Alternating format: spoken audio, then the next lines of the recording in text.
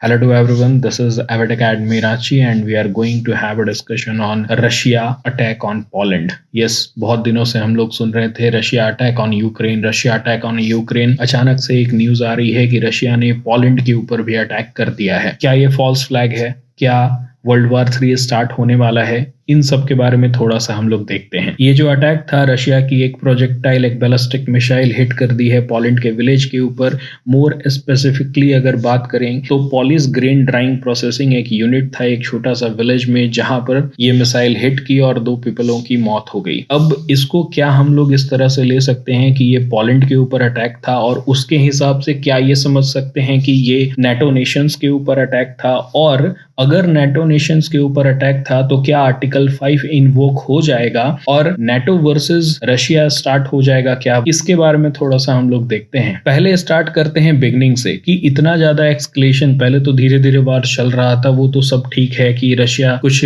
जगह पर एडवांस कर रहा था, फिर यूक्रेन एडवांस कर रहा था, वो लोग वहीं पर सीमित थे। लेकिन कुछ दिनों में ऐसा क्या हुआ है कि वार जो है वो काफी एक्सक्लेट कर गया है। थोड़ा उसके ऊपर नजर डालते हैं। Russia lost its ground from खॉर्शॉ नाम का एक रीजन है साउथ ईस्ट में, वहां पर रशिया को पूरी तरह से हरा करके उसे उस रीजन को छोड़ना पड़ा। अब ये क्या था? एक मोरल विक्ट्री थी यूक्रेनियंस के लिए, क्योंकि ये जो रीजन है वो काफी क्लोज भी है क्रीमियन पेनिनसुला से। वो जो टीस है यूक्रेनियन के अंदर 2014 से ही कि उनसे क्रीमियन पेनिनसुला छीन लिया गया था। एक चांसेस बनते हुए दिखाई दे रहा है कि यूक्रेनियन क्या क्रीमिया को भी वापस ले सकते हैं। अब इसका रिटेलिएशन जब रशिया करना शुरू किया तो वो काफी ज्यादा हैवी था। मतलब कि रशिया के जो मिसाइल्स है वो अंधाधुन फायर कर रहे हैं पूरे कैपिटल सिटी पर। And I must tell you कि पूरा कीव में कोई भी एनर्जी सप्लाई हो ही नहीं रहा है। आधा कीव जो है वो अंधेरे में है। और ये जो एक्सट्रीम मिसाइल अटैक्स हो रहे हैं, इसी में से हो सकता है कि कुछ मिसाइल जाकर पोलैंड में गिर गए हों, जिसके वजह से 2 लोगों की मौत हो गई है। अब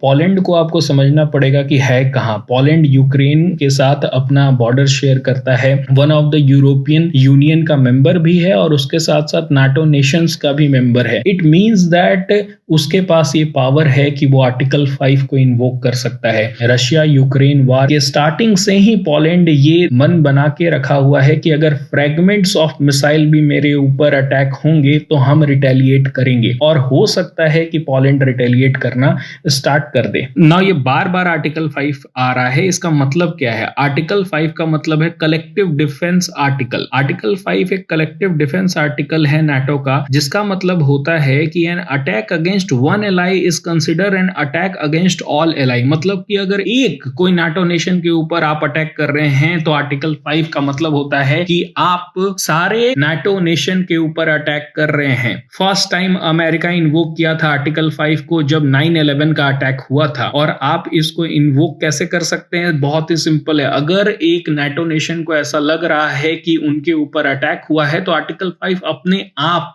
वो लगा सकते हैं। लेकिन ये इतना आसान भी नहीं है। इसके पीछे थोड़ा पॉलिटिकल कंसेंसस होना बहुत जरूरी है, पॉलिटिकल सपोर्ट होना जरूरी है। मतलब कि पीछे ये चलते रहता है कि क्या आर्टिकल 5 को इन्वोक करना है या कि नहीं। यूके हो गया, फ्रांस हो गया, ये सारे कंट्री थोड़ा सा सपोर्ट देते हैं, एम्पटस देते हैं, उसके बाद ही आर्टिकल 5 कोई कंट्री इन्वोक कर पाता है। कंसेंसस अंदर ही अंदर रहता है। और ये बात आप ध्यान में रखिए कि अगर आर्टिकल 5 इन्वोक हो जा रहा है, इसका कंप्लीटली मतलब ये होता है कि वर्ल्ड वॉर 3 होगा, कोई रोक नहीं सकता है। अभी इन्वेस्टिगेशन जारी है कि क्या ये फॉल्स फ्लैग था कि नहीं। मोस्ट प्रोबेबली ऐसा होगा कि पोलैंड इन्वोक करने से पहले बाकी सारे कंट्रीज से बात करेगा, वेयरएज रशिया क्या करेगा, बोलेगा कि हमारा ये ब्लास्ट के पीछे हमारा कोई हाथ नहीं है, क्योंकि रशिया अभी नहीं चाहता है कि पूरे नाटो नेशन से वो फाइट करने लगे। और ये एक्सक्लेटिंग वार का जो इम्प्लीकेशन होगा वो पूरे वर्ल्ड को झेलना पड़ेगा। हम लोग अभी ही देख रहे हैं कि किस तरह से फ्यूल के प्राइसेस बढ़ रहे हैं, हर एक कंट्री में इन्फ्लेशन बढ़ रहा है, लोकल करेंसी जो है वो अपना वेटेज खो रहा है। इंडिया बार बार कह रहा है कि this is not the era for an war, हमें डायलॉग और डिप्लोमेसी के साथ चलना होगा और इस इशू का समाधान निकालना होगा, क्योंकि इम्प्लीकेशन वार का डिजास्टरस होगा पूरे वर्ल्ड के लिए। रशिया कभी भी हार नहीं मानेगा और उसके पास जो अदर वेपन्स हैं जैसे कि न्यूक्लियर वेपन या फिर EMPs वेपन जो है हैं वो बहुत ही ज्यादा डिजास्टरस हो सकते हैं और वो लास्ट मोमेंट पर अटैक करेगा अगर नाटो फोर्सेस के साथ लड़ाई स्टार्ट हो जाती है रशिया की। So that's it for this video. देखते हैं वर्ल्ड वार होता है कि नहीं। इंडिया अभी सेफ साइड में है, उतना ज्यादा टेंशन की बात है नहीं, पर ऑफ कोर्स यूपीएससी प्रिपरेशन के लिए इस तरह के न्यूज बहुत इंपॉर्टेंट होते हैं। So that's it for this video. Thank you.